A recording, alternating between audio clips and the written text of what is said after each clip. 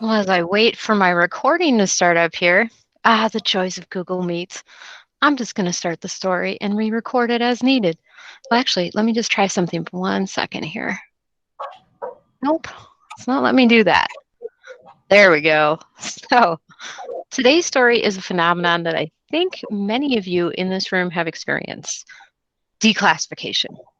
So as you can see on the screen here, I've given you the verb for declassify from dictionary.com. So this is where you officially declare information or documents to be no longer secret. This is often used in reference to the US government and war records. So as kids growing up in our household, we definitely heard this term quite a few times because our father is a veteran. And if you pushed our father on information and he didn't want to give it, he would just go, "That's classified." Now, I think many of you have experienced this in that when you're younger, you lie, especially to your parents. Like, we gaslight our parents as children all the time. Like, for instance, I remember I very clearly pushed my brother, Derek. We were so violent as kids. I pushed him into this lamp. It fell over and it broke. My mother came in like seconds later and said, "Who broke this?" And my response, I don't remember this. I remember trying to lie.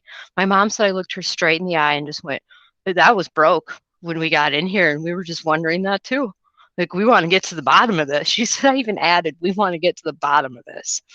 So I'm a terrible liar, always have been. So I was kind of shocked at some of the things my mother would believe. She didn't buy the lamp one, but a good example of declassification in our family would be a coffee table. So we had this coffee table for years. My mother really loved this thing, and I get why. It was one of the first pieces of bought furniture for her new home. Most of the stuff we got was from garage sales, side of the road, dumpster diving. This was her table. Unfortunately, she had four rowdy children, and that coffee table got destroyed so many times, y'all. I can't even tell you. Just there's a montage in my head of all the things we did to it.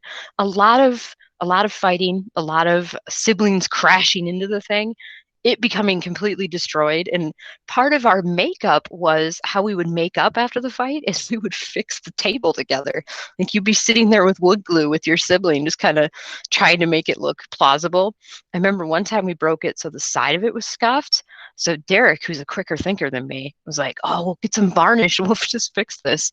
How did my mother not smell varnish? It took me years to realize, yeah, she probably did know.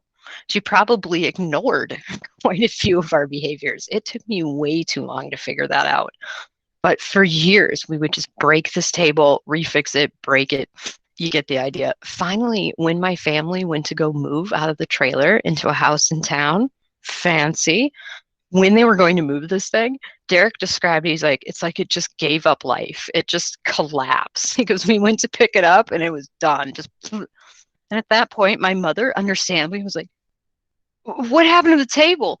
We didn't have a good answer because we had broken it so many times. Who knew which one was the one that did it? But as we got older, especially when we started moving out, I found that when we would be telling stories in front of my mother, we started declassifying things. We started just telling the truth, which, again, that's usually my mode anyway, because I'm a terrible liar. I have so many tells.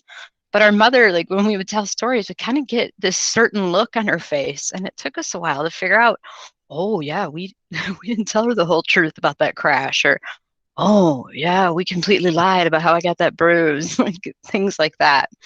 I'll tell you one last thing that became declassified fairly quickly. This one didn't take a long time. So one day, Derek and I were fighting. We fought quite a bit as children. We have very different personalities, and I'm what scientists call a jerk. So I would just go after him for nothing, like just nothing, physically just fighting all the time. So one day we're getting into it. I don't remember. He finally like said something back to me because I would just talk trash at this poor kid, and he took a lot of it. But this time, nope, he wasn't taking it. He said something mean back. I don't remember.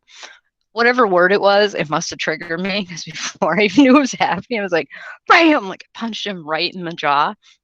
The problem was my brother had this tooth that was sticking out kind of funny. Have you ever seen that where someone's tooth is just kind of growing out of the gum at a weird angle?